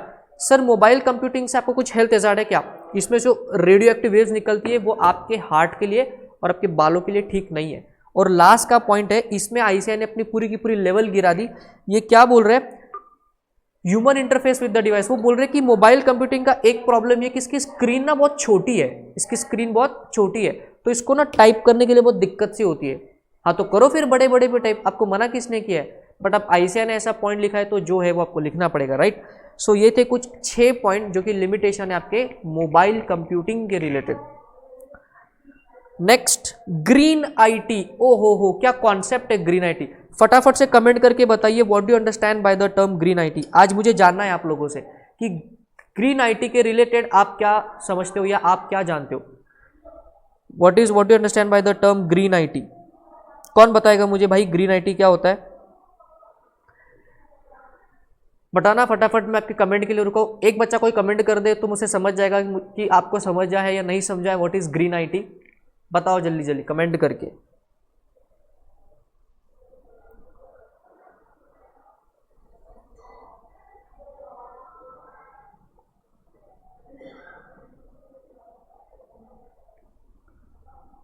बताना जरा ग्रीन आईटी कौन बताएगा। इकोसिस्टम, वरुण बोल रहे सर इकोसिस्टम, इकोसिस्टम वाली थोड़ा थोड़ा आंसर के नजदीक हो। सो बेसिकली ग्रीन आईटी क्या होता है कि इको फ्रेंडली कंप्यूटिंग करना, इको फ्रेंडली कंप्यूटिंग करना। ग्रीन आईटी का मतलब ये नहीं कि हरे रंग के कपड़े पहनना और हरे हरे कंप्यूटर को जंगलों में जाके यूज करना, that is not called as green computing. Basically green computing का मतलब है कि जब भी आप कंप्यूटर्स खरीदते हो या उसका यूज करते हो आपको एनवायरनमेंट का ध्यान रखना है। तो बेसिकली ना आपको क्या करना है, यहाँ पे कुछ दायरों में आपको आंसरिंग करनी है, वो दायरों में आपको बता देता हूँ, उसके बाद आप हिसाब से आंसर लिख लेना। So we are on the concept of green IT. तो हर दायरे में आपको 2-2 पॉइंट लिखोगे तो आपका 7-8 मार्क का जो है वो पॉइंट क्रिएट हो जाएगा। सबसे पहला है रिसाइकल, रिसाइकलिंग के रिलेटेड कुछ पॉइंट लिखिए। मैं आपको अगर एग्जांपल दे दूं तो जैसे जब भी आप कंप्यूटर इस्तेमाल नहीं करते हो तो उसको स्क्रैप में देने से अच्छा किसी कंप्यूटर मैन्युफैक्चरर को बेचो जो उसके चीज़ों को रीयूज करेगा, कुछ इस हिसाब से। Go paperless, go paperless, use those technology, use more and more of digitization, ताकि क्या हो जाए पेपर कम यूज होगा तो पेड़ कम कटेंगे, सिंपल सी बात है। आगे energy efficient, energy efficient purchase decision, energy efficient purchase decision मतलब आप ऐसे कंप्यूटर या ऐसे सर्वर्स का इस्तेमाल करो जो कम पावर कंजम्पशन पे चल जाएंगे। कुछ एक एग्जांपल मैंने आपको दे दिया। और लास्ट में दायरा of answering is use of conservative energy, use of conservative energy मतलब एग्जांपल ले लो कि आपको सोलर पावर का इस्तेमाल करके अपने कंप्यूटर सिस्टम्स को पावर ऑन करना है, या फिर आपको काइनेटिक एनर्जी का इस्तेमाल करके उसकी इलेक्ट्रिसिटी से जो मतलब उसके पावर से जो इलेक्ट्रिसिटी जनरेट होती है उससे अपने आईटी सिस्टम्स को चलाना है, कुछ इस हिसाब से। तो ये है कि 4 आंसरिंग के दायरे, हर एक में आपको बीकॉम के हिसाब से 2-2 पॉइंट अगर आप लिखोगे तो देखिए बातों ही बातों में 8 पॉइंट का आंसर यहाँ पे क्रिएट हो चुका है, सिंपल। ये होता है the concept of green IT. आगे बढ़ेंगे, going to the next concept of BYOD, bring your own device.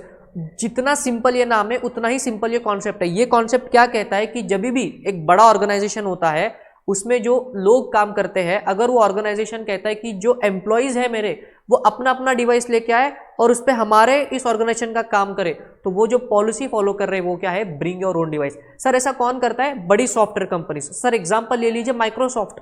Microsoft अगर अपने एम्प्लॉयज को BYOD की पॉलिसी नहीं बोलेगा तो फिर माइक्रोसॉफ्ट का क्या होगा, माइक्रोसॉफ्ट को अपने एम्प्लॉयज को खुद सारे कंप्यूटर्स खरीद के देने होंगे। तो सोचिए कितनी जड़ी, क्या बोलते हैं उसको, लाइक कैपिटल एक्सपेंडिचर कितना बड़ा हो जाएगा। Are you understanding. तो इससे बचने के लिए माइक्रोसॉफ्ट क्या करता है, अपने एम्प्लॉयज को कहता है कि भाई एक काम करो, आप अपने अपने डिवाइसेस लेके आओ और उस पर हमारा जो ऑर्गेनाइजेशन का नेटवर्क है, इंटरनेट है, उस पर कनेक्ट हो जाना और ऑर्गेनाइजेशन का काम करना। तो ये जो पॉलिसी फॉलो करता है माइक्रोसॉफ्ट, उसको हम लोग क्या बोलेंगे, ब्रिंग योर ओन डिवाइस। आपके जानकारी के लिए बता दूं, दुनिया की हर बड़ी सॉफ्टवेयर कंपनी इस ब्रिंग योर ओन डिवाइस को फॉलो करती है। ना केवल वो, आजकल तो CA फर्म्स भी अपने आर्टिकल्स को कहती है कि आप अपने लैपटॉप साथ में ले आइए और ऑफिस का काम अपने लैपटॉप पे कीजिए। सो that is the policy of bring your own device. यहाँ पे अगर एग्जामिनेशन के एंगल से देखो तो 2 इंपॉर्टेंट आंसर है, what are the benefits of BYOD and what you can say what are the risk और advantages and disadvantages of BYOD। चलिए इसको हम लोग देखेंगे, what are the advantages of BYOD। सबसे पहला एडवांटेज आपको सामने दिख रहा है, happy employees and lower IT budgets. एक एम्प्लॉय को अपना डिवाइस यूज करने में बड़ा मजा आता है। आप इमेजिन कीजिए जब आप आर्टिकलशिप में जाओगे और आपके पास मैकबुक एयर है तो उसको अपने ऑफिस में यूज करके आपकी अलग ही टशन होगी। सो बेसिकली एम्प्लॉयज को मजा आता है अपना एप्लीकेशन, अपना डिवाइस यूज करने में, so they are happy. Lower IT budgets, जैसा कि मैंने आपको बताया कि माइक्रोसॉफ्ट का कितना ज्यादा कैपिटल एक्सपेंडिचर बच जाएगा तो उनका आईटी बजट जो है वो घट जाता है, राइट। नेक्स्ट पॉइंट क्या है sir, IT it reduces support requirement. जब कंप्यूटर ही माइक्रोसॉफ्ट ने अपने नहीं दिए हैं तो अगर कंप्यूटर में खराबी होती है तो जिम्मेदारी किसकी है, एम्प्लॉय की है, तो माइक्रोसॉफ्ट को सपोर्ट देने की जरूरत नहीं है। Early adoption to new technologies, मैंने आपको बताया कि अगर आपके ऑफिस में, आर्टिकलशिप के ऑफिस में BYOD अगर फॉलो होता है तो वहाँ पे क्या होगा सर, आप नए नए वहाँ पे अपने लैपटॉप्स लेके जाओगे। जब नया टेक्नोलॉजी होता है, नया डिवाइस आता है तो ऑटोमेटिकली फायदा ऑर्गेनाइजेशंस को होने वाला है। Next, increased employ efficiency. आप इमेजिन करना, आप अपने फोन पे टाइपिंग करते हो और अपने दोस्त के फोन पे टाइपिंग करते हो तो ज्यादा मजा कहाँ आता है, ज्यादा फास्ट टाइपिंग कहाँ होती है, अपने फोन पे। तो बेसिकली जो एम्प्लॉयज है अगर वो अपने डिवाइस लेकर के आ जाएंगे तो उनकी इफिशियंसी ज्यादा होगी, बिकॉज उनका हाथ बैठा हुआ है वहां पे, तो प्रोडक्टिविटी ज्यादा मिलेगी, तो ये बेनिफिट ऑर्गेनाइजेशन को मिल जाएगा, राइट। तो ये है आपके advantages of BYOD। Emerging BYOD threats, बड़ा ही इंपॉर्टेंट आंसर है, एग्जामिनेशन के एंगल से आप इसको मार्क कर लेना। We are expecting this question in the coming examination, तो आप इसको फटाफट से जाके स्टार मार्क कर लो। अब इसकी जो मेमोरी टेक्निक है वो हम आपको बोनस के तौर पे बता देते हैं। डायन, D stands for device risk, I stands for implementation risk, A stands for application risk and N stands for network risk. तो बेसिकली आप इस आंसर को अलग अलग घुमा घुमा के ऐसे पूछ सकता है कि BYOD के डिसएडवांटेजेस क्या है तो सेम आंसर, BYOD से खतरे क्या है तो सेम आंसर, BYOD के लिमिटेशंस क्या है तो सेम आंसर। सबसे पहले बात करेंगे डिवाइस रिस्क की।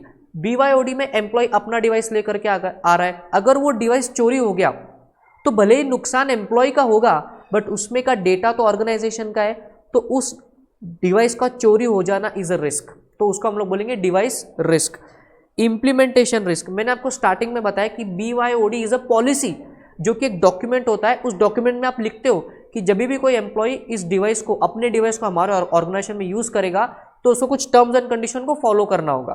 तो अगर उसने ये जो पॉलिसी डॉक्यूमेंट है ये आपने अच्छा नहीं बनाया तो BYOD का इंप्लीमेंटेशन वीक हो जाएगा, तो इंप्लीमेंटेशन की भी रिस्क है। एप्लीकेशन रिस्क, क्योंकि आपका एम्प्लॉय आपके ऑर्गेनाइजेशन में उसका लैपटॉप लेके काम करेगा बट एप्लीकेशन तो ऑर्गेनाइजेशन का इस्तेमाल करेगा, और अगर एम्प्लॉय चाहे तो उस एप्लीकेशन को डिलीट कर सकता है, उसके डेटा को करप्ट कर सकता है या फिर उस डेटा को कंप्लीटली डिस्ट्रॉय कर सकता है। आप अपना एग्जांपल ले लीजिए, आपके आर्टिकल ने, नॉट आपके आर्टिकल है, आर्टिकल तो आप खुद बनोगे, आपके प्रिंसिपल ने अगर आपको छुट्टी नहीं दी तो आप क्या करोगे, सर आपने मुझे छुट्टी नहीं दी, ठीक है, आपके पूरे जो अकाउंटिंग का डेटा है, क्लाइंट का डेटा है, पूरा की पूरा मैं उसको डिलीट कर दूंगा, तो ये होती है एप्लीकेशन की रिस्क। नेक्स्ट है आपका network risk. Sir network risk का क्या मतलब है, क्योंकि आपके आर्टिकल, मतलब आप लोग आपके ऑफिस के इंटरनेट का आईडी पासवर्ड आपके पास होगा, बिकॉज आपको नेटवर्क का पासवर्ड तो लगेगा ना काम करने के लिए, आर यू अंडरस्टैंडिंग दिस। तो ये आईडी पासवर्ड आप किसी और के साथ भी शेयर कर सकते हो, तो बेसिकली एक ऑर्गेनाइजेशन का प्राइवेट नेटवर्क एम्प्लॉयज के थ्रू पब्लिक हो सकता है, तो ये रिस्क है, तो ये होता है नेटवर्क रिस्क। तो BYOD की क्या थ्रेट्स है, डायन, device risk, implementation risk, application risk and network risk. Are you enjoying the lecture, मजा आ रहा है क्या आपको? जल्दी से कमेंट करके बताइए, are you enjoying the lecture और not?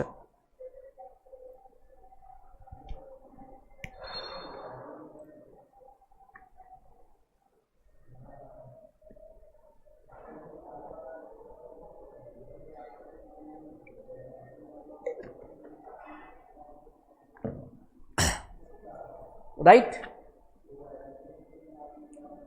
So we are back.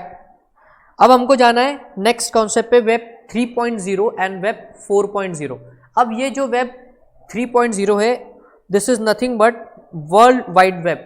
जब भी किसी वेबसाइट को आपको एक्सेस करना है तो आपको टाइप करना पड़ता है www. सो उसका फुल फॉर्म है वर्ल्ड वाइड वेब। तो बेसिकली ये वो टेक्नोलॉजी है कि जिससे आप वेबसाइट्स को इंटरनेट पे होस्ट कर सकते हो, आप वेबसाइट्स को इंटरनेट पे होस्ट कर सकते हो, आप अपने वेबसाइट पे सर्विस प्रोवाइड कर सकते हो, बहुत सारी चीजें कर सकते हो इंटरनेट पे। तो ये इंटरनेट की टेक्नोलॉजी है, ये ब्राउजर की टेक्नोलॉजी है। तो बेसिकली आज हम जो वर्जन इस्तेमाल कर रहे हैं वो तो है आपका वेब 4.0, बट हमको पहले सीखना है वेब 3.0। वेब 3.0 में क्या है सर?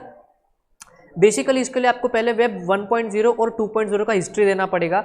1.0 वेब की मैं बात करूंगा, मतलब it is in the late 90s। उस टाइम पे जब नया नया इंटरनेट मार्केट में आया था, तो उस टाइम पे जो वेबसाइट्स इस इंटरनेट की टेक्नोलॉजी पे होती थी वो होती थी स्टैटिक वेबसाइट। मतलब वो वेबसाइट पे कुछ भी आप अपलोडिंग, डाउनलोडिंग, ईमेल करना वगैरह कुछ पॉसिबल नहीं था। वो था वर्ल्ड वाइड वेब का first version. In the second version ये uploading, downloading, chatting platform, social networking को लगने वाले सारे technologies second version of the world wide web में आए। तो वेब 3.0 में अलग क्या है सर? तो वेब 3.0 में फर्स्ट के गुण तो है ही, सेकंड के भी गुण है। ये दो नई कॉन्सेप्ट है, that is semantic web and web services. तो सर सिमेंटिक वेब क्या है? बेसिकली जो भी कुछ आप इंटरनेट पे सर्च करते हो उसकी हिस्ट्री कहीं तो स्टोर होती है। तो जब कभी भी आपने कुछ सर्च करते हो और वो चीज किसी और ने भी सर्च कर रखी है तो उसके रिकमेंडेशन आपको दिखाए जाते हैं। इसको हम बोलेंगे सिमेंटिक वेब की टेक्नोलॉजी। जैसे late us say for example कि आप फ्लिपकार्ट पे मोबाइल परचेस करना चाहते थे, बट आप श्योर नहीं थे कि आपको कौन सा मोबाइल परचेस करना है। तो आपने बहुत सारे मोबाइल्स को स्क्रॉल किया, आपको कुछ भी पसंद नहीं आया, आपने क्या किया, वेबसाइट को बंद कर दिया। फिर आप यूट्यूब के वेबसाइट पे चले गए। जब आप यूट्यूब के वीडियोस देख रहे हो तो जिन मोबाइल्स को आपने फ्लिपकार्ट में सर्च किया था उन्हीं की एडवर्टीजमेंट आपको दिखाई देती है। सर ये कैसे? बिकॉज वर्ल्ड वाइड वेब ने आपकी सर्च हिस्ट्री को स्टोर कर लिया है और उसको ये पता है कि तुम किस में इंटरेस्टेड हो। हाँ, उसको ये पता है कि तुम किस में इंटरेस्टेड हो और उसी टाइप की एडवर्टीजमेंट्स वो तुमको जो है वो बताएगा। This is because of the concept of semantic web. The next is web services. Sir web services का मतलब क्या होता है? ये वेब सीरीज नहीं है, ध्यान से देखो, वेब सर्विसेज है। पुराने जमाने में photo editing, video editing and anything that you, मतलब PDF to word, word to PDF, जो ऐसे आप कुछ जो करते हो ना, ये सारा कुछ आप ऑनलाइन नहीं कर पाते थे पहले। बट इन द वर्ल्ड, मतलब first version of the web में भी पॉसिबल नहीं था, second version of the web में भी ये पॉसिबल नहीं था। ये पॉसिबल हुआ सिर्फ और सिर्फ third version of the web में। इसको बोलेंगे हम वेब सर्विसेज। जैसे फेसबुक पे जब आप प्रोफाइल पिक को अपलोड करते हो तो बेसिकली आप क्या कर सकते हो? सर इन और .com अलग कंट्रीज के लिए है क्या? वरुण का एक सवाल है कि सर .in और .com अलग कंट्रीज के लिए है क्या? तो बेटा ऐसा नहीं है। बेसिकली .com का मतलब होता है कमर्शियलाइजेशन और .in होता है इंडियन सर्वर्स के लिए। सो बेसिकली जो इंडिया की वेबसाइट है, मतलब अगर आपको बिजनेस इंडिया में करना है, जैसे आप हमारा एग्जांपल ले लो, लर्न का .in ऐसा एक्सटेंशन मैंने ले रखा है बिकॉज मेरी वेबसाइट का बिजनेस इंडिया तक ही सीमित है।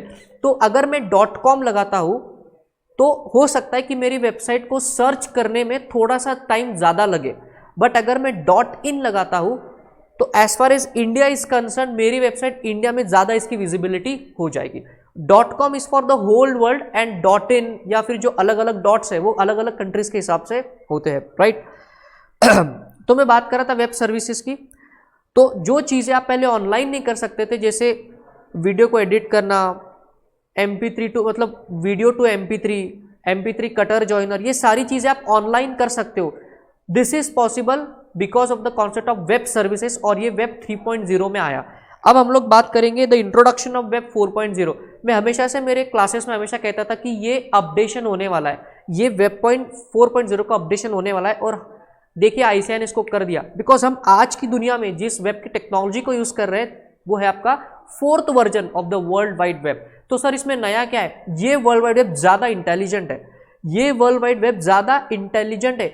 बेसिकली ये सिर्फ आपके सर्च के, आपके रिजल्ट के हिसाब से आपको रिकमेंडेशन नहीं देता, बल्कि ये वो भी रिकमेंडेशन देता है कि इससे जो रिलेटेड है वो भी आपको सब कुछ बता देता है। जैसे अगर आप वीडियो एडिटिंग सॉफ्टवेयर ऐसा डालोगे गूगल पे तो पहले 2-3 पेज तो वीडियो एडिटिंग सॉफ्टवेयर के रिलेटेड इंफॉर्मेशन आएगी, प्लस वीडियो एडिटिंग में जो भी आपको लगती है ना चीज़ें, जैसे आपको एक प्रॉपर आपके कंप्यूटर में ग्राफिक कार्ड की इस्तेमाल होती है, आपको प्रॉपर इंटरनेट कनेक्शन चाहिए होता है, आपको एडिटिंग स्किल्स चाहिए होती है, तो एडिटिंग स्किल का जो क्लासेस के रिलेटेड वीडियो है वो भी आपको रेकमेंड करेगा बिकॉज वो वर्ल्ड वाइड वेब इंटेलिजेंट है। उसको पता है कि तुमको ये चीज़ तो चाहिए, प्लस हो सकता है तुमको इसके साथ ये भी चाहिए, फिर इसके साथ ये भी चाहिए, तो सारा कुछ आपको बता देगा। तो it is more intelligent as compare to your as compare to your 3.0. Also, the Web 4.0 supports the concept of artificial intelligence. It supports the concept of machine learning,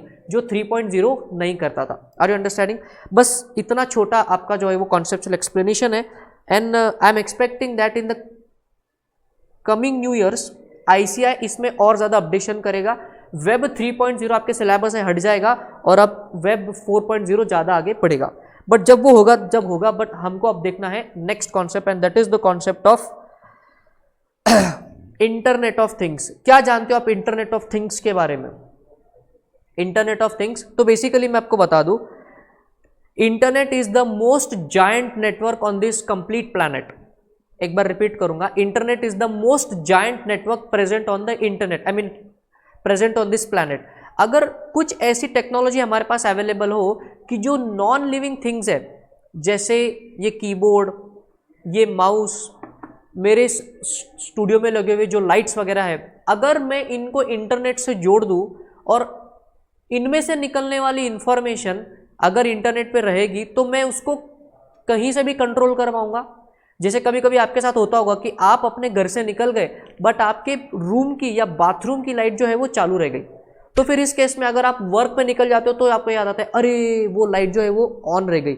अगर आपके पास कोई ऐसी टेक्नोलॉजी हो कि उस लाइट को आप अपने ऑफिस में बैठे बैठे कंट्रोल करके बंद कर पाओ तो ये तो बहुत अच्छी बात हो जाएगी. तो ये दुनिया में अब रियलिटी है due to the concept of internet of things. ये कॉन्सेप्ट क्या कहता है? बेसिकली जो भी नॉन लिविंग थिंग्स है उन सबको इंटरनेट पे डाल दो, उनसे निकलने वाला डेटा जब इंटरनेट पे होगा तो उन डिवाइसेस को, उन नॉन लिविंग थिंग्स को हम कोई भी कोने की दुनिया से हम उसको एक्सेस कर पाएंगे, उनको कंट्रोल कर पाएंगे. This is simply the concept of internet of things. Next, अभी इधर इंपॉर्टेंट आंसर जो हमको देखना है कि what are the application area of internet of things. तो जरा इसको देखिए क्या क्या है इसके आंसर में. होम अप्लायंसेस जो मैंने बात करी, स्टूडियो के लाइट्स, रूम बाथरूम के आपके लाइट्स. ऑफिस मशीनरी, जैसे होम अप्लायंसेस है वैसे ऑफिस की आप मशीन्स भी जो है वो कंट्रोल कर पाते हो. जैसे मैं अपने मोबाइल से यहाँ से मैं प्रिंट दे दूंगा तो मेरे ऑफिस के प्रिंटर पे प्रिंट निकल जाएगा. अगर मेरे ऑफिस के लाइटें यहाँ से चालू है तो मैं यहाँ से इंस्ट्रक्शन दूंगा तो वहाँ लाइट्स ऑफ हो जाएगी या वहाँ पे कंप्यूटर ऑन हो जाएंगे या बंद हो जाएंगे. ये होता है आपके ऑफिस मशीन्स. सर गवर्नमेंट इसका इस्तेमाल कैसे करेगी? कुछ नाम आपको दिख रहा है स्वच्छ भारत मिशन पे. तो बेसिकली ये क्या कह रहे हैं कि स्वच्छ भारत मिशन में गवर्नमेंट क्या कर सकती है कि स्मार्ट डस्टबिन्स बना सकती है. तो बेसिकली क्या होगा, ये डस्टबिन्स गवर्नमेंट स्ट्रैटेजिक लोकेशंस पे रखेंगी. इन डस्टबिन्स में लगे होंगे सेंसर. जब ये डस्टबिन फुल हो जाएगी ये सेंसर एक्टिवेट होके ये डेटा इंटरनेट पे चला जाएगा और अब ये डेटा इंटरनेट के थ्रू म्यूनिसिपैलिटीज के ऑफिसेस में कंसर्न पर्सन्स को दिखाई देगा. तो उनको ऑफिसेस में बैठे बैठे पता चलेगा कि पूरे सिटी में कौन सी डस्टबिन फुल हो गई है, तो जाके उसको साफ कर लो. तो स्वच्छ भारत मिशन में गवर्नमेंट इसका ऐसा इस्तेमाल कर सकता है. अभी करेगा या नहीं करेगा ये मुझे नहीं पता, बट कर सकता है. तो another application area, research study that, ये इंडिविजुअल्स पे भी इसका रिसर्च हो सकता है. मतलब इंडिविजुअल से भी IoT का इस्तेमाल होगा. See there is going to be a time, I don't know कितना टाइम लगेगा, बट हो सकता है कि आज से 25 से 30 साल बाद ह्यूमंस अपने बॉडी में इंटेलिजेंट चिप्स को इंसर्ट करेंगे और उससे वर्ल्ड की जो भी उनको इंफॉर्मेशन चाहिए वो एक्सेस करने के लिए उनको डिवाइस की ज़रूरत नहीं पड़ेगी. बस उस छोटी सी चिप से वो सारी इंफॉर्मेशन तुम्हारी ब्रेन में जाएगी. सर आप ये कैसी बातें कर रहे हो? मैं ऐसी बातें जो कर रहा हूँ वो एक्चुअली रियलिटी हो सकती है, बिकॉज साइंस फिक्शन की मूवीज़ में आपने इसको देख चुके हो. Are you understanding? सो ऐसी चीज़ें हो सकती है. तो even humans can become application areas of IoT. Sir what are some of the other application area जो ICI ने हाल ही में अपडेशन किया है? Wearables, smart city, smart grids. Sir variable से हम लोग क्या बोलना चाहते हैं? Let us take an example जो ICI ने लिया है, एप्पल स्मार्ट वॉच. आप जानते हो एप्पल स्मार्ट वॉच इतनी महंगी क्यों है? बेसिकली वो एप्पल स्मार्ट वॉच आपके नर्व्स को भी काउंट करती है. तो ऐसी रिसर्च स्टडी कहती है कि हार्ट अटैक आने से पहले एप्पल स्मार्ट वॉच को उसके सिम्टम्स पता चल जाते हैं और वही स्मार्ट वॉच उसके सिम्टम्स का SMS as a warning user के स्मार्टफोन पे भेज देती है. और ये डेटा कहता है कि लगभग बहुत लोगों की जान हार्ट अटैक आने से पहले बचाई है एप्पल वॉच ने, बिकॉज टाइमली उसको उसकी इंफॉर्मेशन मिल गई थी। तो another application area of your what you can say IoT। Smart city, Modi ji कहते हैं ना स्मार्ट सिटी, उसका एक स्मार्ट सिटी का छोटा सा मैंने एग्जांपल लिया, स्मार्ट डस्टबिन का। आप उसी हिसाब से सोचिए कि स्मार्ट क्या क्या हो सकता है सिटी में। जैसे वाईफाई के हॉटस्पॉट अगर बढ़ जाएंगे तो इंटरनेट की कनेक्टिविटी बढ़ जाएंगी। तो ये जो मैं एक एग्जांपल क्रिएट करूँ, तो ये जो स्ट्रीट लाइट्स होते हैं, ये जब इसको बंद करने के लिए आपके पास एक स्विच होता है म्यूनिसिपालिटी में, तो अगर आदमी नहीं गया तो वो स्विच बंद नहीं होगा। बट अगर IoT का कॉन्सेप्ट है तो बेसिकली जैसे ही सनराइज होगा, ये स्ट्रीट लाइट्स पे लगे हुए सेंसर्स एक्टिवेट होके लाइफ को ऑटोमेटिकली ऑफ कर देंगे ताकि पावर सेविंग हो जाए। तो कुछ स्मार्ट सिटी में भी हम IoT का इस्तेमाल कर सकते हैं। स्मार्ट ग्रिड्स, बेसिकली ये क्या है, ग्रिड, यहाँ पे हम लोग इलेक्ट्रिसिटी ग्रिड की बात करें। आप जानते हो ना कि जहाँ पे इलेक्ट्रिसिटी जनरेट होती है वहाँ से डायरेक्टली आपको सप्लाई नहीं होती, सारी के सारे जहाँ पे इलेक्ट्रिसिटी जनरेशन सेंटर्स है वहाँ से सारी इलेक्ट्रिसिटी एक स्पेसिफिक स्टेशन पे आती है, हम उसको बोलते हैं ग्रिड, और वहाँ से फिर वो जहाँ डिस्ट्रीब्यूट करनी वहाँ उसको हम लोग डिस्ट्रीब्यूट करते हैं। तो स्मार्ट ग्रिड क्या कॉन्सेप्ट है, आज जो लाइट का बिल आता है वो कैसे आता है, पहले आप लाइट को इस्तेमाल कीजिए फिर बिल को पे कीजिए, पहले इस्तेमाल कीजिए फिर विश्वास मत कीजिए, पहले इस्तेमाल कीजिए और विश्वास के साथ बिल भी पे कीजिए। ये आपके अभी के इलेक्ट्रिसिटी मॉडल का जो है वो उसका रेवेन्यू मॉडल है। बट स्मार्ट ग्रिड से क्या होगा, प्रीपेड इलेक्ट्रिसिटी बिल जो कॉन्सेप्ट है ना कि आप पहले पैसे भर दो उसके बाद उतनी इलेक्ट्रिसिटी इस्तेमाल करो, ये पॉसिबल है just because of the concept of smart grid. Because smart grid में क्या होगा कि उस ग्रिड में लगी मशीन्स को पता चल जाएगा कि तुम्हारे घर में एवरेजली मंथ में कितने यूनिट्स इस्तेमाल करते हो, राइट। उसके हिसाब से आपको वो कंजम्पशन वो लोग रिकॉर्ड करेंगे और उतनी ही इलेक्ट्रिसिटी आपको आएगी। Are you understanding? सो ये है कुछ examples of your grid. Industrial internet of things, मैं इसका आपको एग्जांपल ये दे सकता हूँ कि जैसे in case of smartphone, in case of western countries ये होता है, जैसे हम लोग फरारी का एग्जांपल ले सकते हैं कि इन केस ऑफ फरारी जब ये कार मैन्युफैक्चरिंग कंपनी आपको कार बेचती है तो ये आफ्टर सेल सर्विस इनकी अलग लेवल पे होती है। मतलब आपके अगर गाड़ी में ऑयल कम है या आपके गाड़ी के इंजन की हालत खराब है, ये आपसे पहले उनको पता चल जाता है। सर कैसे?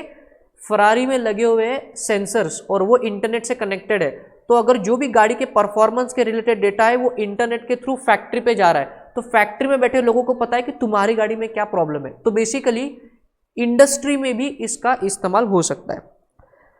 Connected car, again the same concept. Connected health, sir इसका क्या मतलब है? सी यहाँ पे देखिए मैंने क्या लिखा हुआ है, CT scan, MRI and all. So basically आपको पता है ना सिटी स्कैन MRI क्या होता है, मतलब आपकी बॉडी के जो डिजीज है उसको स्कैन वैन करने के लिए मशीन्स का इस्तेमाल होता है। तो अगर कोई सिटी स्कैन मशीन, पहले के ज़माने में ऐसा होता था कि सिर्फ बिग सिटीज़ में सिटी स्कैन मशीन होते थे, स्मॉल सिटीज़ में वो नहीं होते थे, तो लोगों को चेकअप कराने के लिए वहाँ जाना पड़ता था। अब वो स्टेप स्मॉल सिटीज़ में आ गई है, बट व्हाट अबाउट विलेजेस? तो अब IoT का इस्तेमाल करके क्या होगा कि जो छोटे विलेजेस में डॉक्टर्स है वो अपनी वो मशीन्स पे लोगों को स्कैन कर लेंगे और स्कैन होने के बाद वो डेटा इंटरनेट के थ्रू एक्सपर्ट डॉक्टर के पास उसका जो है वो डेटा चला जाएगा और टाइमली आपको हेल्थ केयर की सर्विसेज, कंसल्टेंसी जो भी है वो आपको मिल जाएगी। तो यहाँ पे भी जो है वो IoT का इस्तेमाल हो सकता है। Last example is, last area है smart retail. Sir what is the concept of smart retail? Walmart का नाम सुना है आपने? वॉलमार्ट दुनिया का सबसे बड़ा जो रिटेलर है उसका नाम है वॉलमार्ट, जो बिग बाजार से भी कई गुना ज़्यादा बड़ा है, उसका नाम है वॉलमार्ट। तो बेसिकली वॉलमार्ट के स्टोर में अगर आप शॉपिंग के लिए जाओगे ना, तो पता है आपको वहाँ पे क्या होगा? आपको वहाँ पे लोग नहीं दिखाई देंगे काम के लिए, आपको वहाँ पे लोग नहीं दिखाई देंगे काम करते हुए। Sir Y? बिकॉज उन्होंने क्या कर रखा है, जो भी अपने सामान उन्होंने ऐसे जो जमाए हुए हैं ना वो सेंसर्स पे है।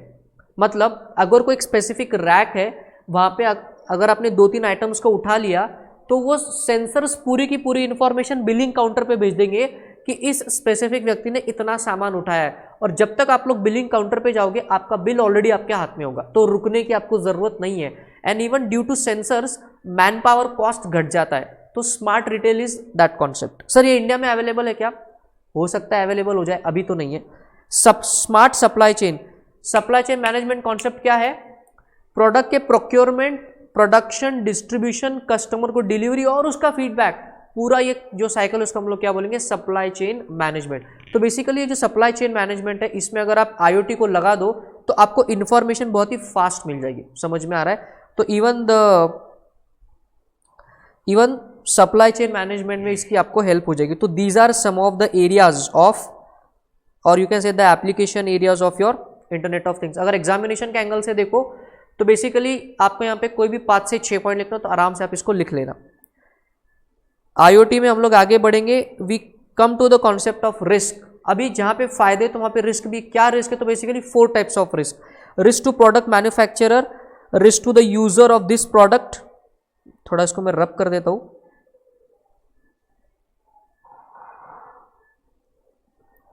Risk of technology and risk to the environment due to technology. सबसे पहले बात करेंगे रिस्क टू प्रोडक्ट मैन्युफैक्चरर। अब देखिए सर, प्रोडक्ट मैन्युफैक्चरर को इसकी रिस्क कैसे है? जैसे बहुत सारे जो ऑटोमोबाइल्स है वो ऑलरेडी मैन्युफैक्चर्ड है, तो अगर इंडिया में कल चल के गवर्नमेंट अनाउंस करता है कि आज रात 12 बजे से जो भी व्हीकल्स इंडिया में बनेंगी उनमें IoT के सेंसर्स लगे होने चाहिए, तो सर इससे फायदा क्या और नुकसान क्या? फायदा ये है कि इंडिया जल्दी शिफ्ट हो जाएगा न्यू टेक्नोलॉजी पे, बट जो मैन्युफैक्चरर है कि जिन्होंने ऑलरेडी करोड़ों की इन्वेंट्री बना रखी है वो तो वेस्ट हो जाएगी।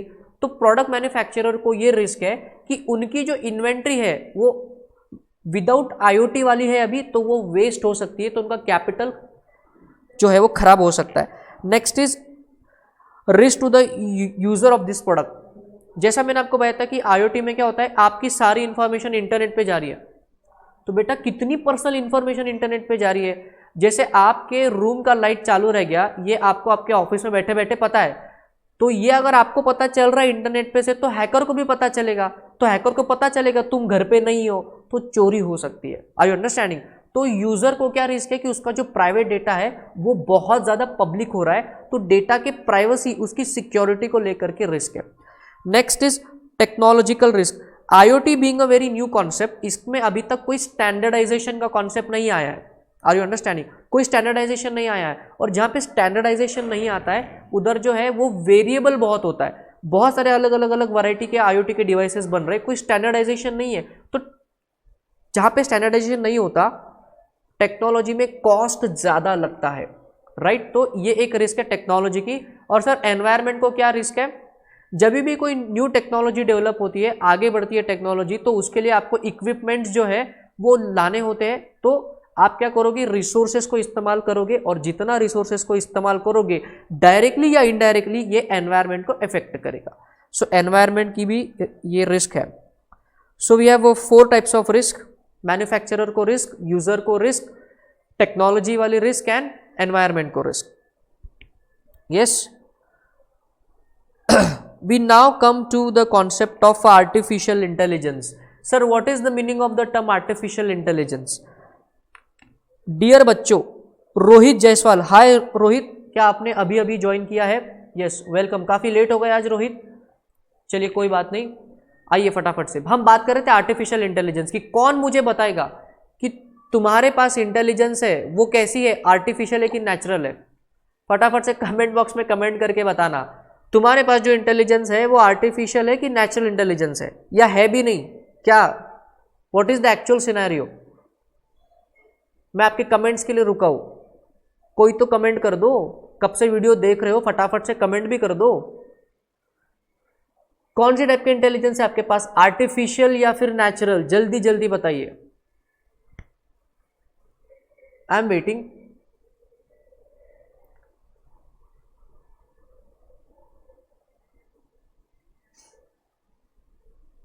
आर्टिफिशियल इंटेलिजेंस या नेचुरल इंटेलिजेंस, तुम्हारे पास कौन सी इंटेलिजेंस है? Waiting for the answer.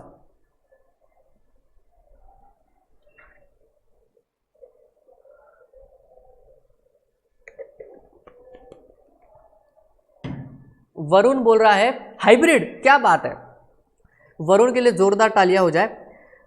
Varun, मुझे ऐसा लगता है तुम किसी दूसरे प्लेनेट से आए हो। भाई हमारे पास जो इंटेलिजेंस है वो तो नेचुरल है, और शायद बाकियों के पास भी नेचुरल इंटेलिजेंस ही होगा। वरुण के पास यहाँ पे हाइब्रिड इंटेलिजेंस है, क्या बात है। चलिए हम लोग आगे जाएंगे। आर्टिफिशियल इंटेलिजेंस की बात करेंगे तो बेसिकली आर्टिफिशियल इंटेलिजेंस का ये मतलब है कि ह्यूमंस जैसे सोचने की कैपेबिलिटी मशीन्स में लेकर के आना, उस कॉन्सेप्ट को हम लोग बोलेंगे, उस इंटेलिजेंस को हम लोग बोलेंगे artificial intelligence. Are you understanding? Sir इसका एक भयानक सा मूवी आपने देख रखा है, robot 1 and robot 2.0 Rajinikanth ji का। उसमें क्या होता है, चिट्टी रोबोट के पास आर्टिफिशियल इंटेलिजेंस होता है, वो रोबोट सोचने लग जाता है। तो बेसिकली सी इंटेलिजेंस का मतलब क्या होता है कि आप कोई डेटा को देखते हो, उसको एनालाइज करते हो और फिर आप उसकी डिसीजन मेकिंग करते हो। तो ये देख करके एनालिसिस करने की जो कैपेबिलिटी है, हम इसी को इंटेलिजेंस कहते हैं। Are you understanding? अगर ये कैपेबिलिटी जब आप मशीन्स में डालते हो तो बेसिकली क्योंकि वो डाली गई है, वो उनमें नेचुरल नहीं है, इसलिए हम उसको बोलते हैं the concept of artificial intelligence. जरा इस रोबोट को देखिए कैसे ये जो है सीखने की कोशिश कर रहा है। Correct. Now important answer, what are the application areas of artificial intelligence? कहां कहां इसका इस्तेमाल हो सकता है? चलिए कुछ पॉइंट्स को फटाफट से देखेंगे। क्या गेम्स में इसका इस्तेमाल होता है? जी हाँ, बिल्कुल, गेम्स में आर्टिफिशियल इंटेलिजेंस का इस्तेमाल होता है। मेडिकल फील्ड में there are more than 1000 surgeries being performed all over the world. ये लास्ट ईयर का फिगर है कि रोबोट्स ने जो है लोगों की सर्जरी करी है, तो ये आर्टिफिशियल इंटेलिजेंस का ही कमाल है। सेल्फ ड्राइविंग कार्स, यहाँ पे भी आर्टिफिशियल इंटेलिजेंस का इस्तेमाल हो रहा है। फिर आपके स्मार्टफोन में स्मार्ट आपके पास जो है वो डिजिटल असिस्टेंट्स होते हैं, वो भी क्या है, another example of your artificial intelligence. Vehicles की मैंने बात करी। सर्च इंजिन जो गूगल का जो सर्च इंजिन है वो इंटेलिजेंट है ही नहीं है, आपको रेकमेंड करता ही नहीं करता है। आपको क्या चाहिए उसको पहले से पता है, सो सारा कुछ उसको पता ही है। तो ये थे कुछ application areas of artificial intelligence. Now we come to the concept of what is the risk of artificial intelligence. सबसे बड़ी रिस्क जो आर्टिफिशियल इंटेलिजेंस की वो ये है कि because of artificial intelligence humans की नेचुरल इंटेलिजेंस कम हो सकती है। Are you understanding? बिकॉज आप खुद को देख लो, आप कितना गूगल का इस्तेमाल करते हो। कोई भी छोटी चीज आपको नहीं पता चली कि आप उसको गूगल पे डालते हो। तो ठीक है, आज तो हमारी जो जनरेशन है वो थोड़ा बहुत सोच तो रही है। सोचिए आज से 100 साल बाद क्या होगा, लोग सोचना ही बंद कर देंगे। टेक्नोलॉजी है ना सोचने के लिए, तो फिर हम क्यों सोचे? तो हमारी नेचुरल इंटेलिजेंस डिग्रेड हो सकती है। नेक्स्ट, अगर आर्टिफिशियल इंटेलिजेंस बहुत ज़्यादा बढ़ जाएगा तो एक दिन सारे के सारे रोबोट्स ह्यूमन रेस को टेक ओवर कर लेंगे, जो कि आपको रोबोट मूवी में दिखाया हुआ है। ये एक रिस्क है। उसके बाद आर्टिफिशियल इंटेलिजेंस से ह्यूमन रेस जो है वो डिसरप्ट हो सकती है। जैसे आपने रोबोट मूवी में देखा, जो रोबोट है चिट्टी, वो अपने जैसे हजारों रोबोट बना लेता, तो उनकी पॉपुलेशन बढ़ जाएगी, हमारी पॉपुलेशन कम हो जाएगी। तो कुछ ये टाइप की रिस्क है आर्टिफिशियल इंटेलिजेंस में। मशीन लर्निंग आज के लिए लास्ट कॉन्सेप्ट। चैप्टर 4 का जो नेक्स्ट पार्ट है वो हम लोग नेक्स्ट सेशन में करेंगे। आज के लिए यही स्टॉप करेंगे। एक छोटा सा कॉन्सेप्ट कर लेंगे, the concept of machine learning. Sir what is the meaning of the term machine learning? जरा देखिए यहाँ पे इस रोबोट को देखिए, वो लर्न करने का ट्राई कर रहा है। ये आपने रोबोट मूवी में देखा है, आर्टिफिशियली इंटेलिजेंट होने के पहले मशीन को सीखना पड़ता है। चिट्टी रोबोट को ऐश्वर्या राय अच्छे लगने से पहले उसने ये सीखा कि अच्छा कैसा लगा जाता है, फीलिंग क्या होती है, सोचते कैसे। वसीकरण ने पूरा सिखाया ना उसको। तो बेसिकली आर्टिफिशियल इंटेलिजेंस के पहले जो आता है उसको हम लोग बोलते हैं machine learning. So sir machine learning is the front end and artificial intelligence is the machine intelligence, not machine intelligence, machine learning is the back end and artificial intelligence is the front end। तो अगर आप देखो तो answer wise इन दोनों के application areas and the risk are almost similar, right. तो ये था आपके चैप्टर नंबर 4 का पार्ट ए ऑफ जो रिवीजन है। अब इसके रिलेटेड जो नेक्स्ट पार्ट का जो रिवीजन है वो हम लोग नेक्स्ट सेशन में यानी कल हम लोग इसको कंप्लीट करेंगे।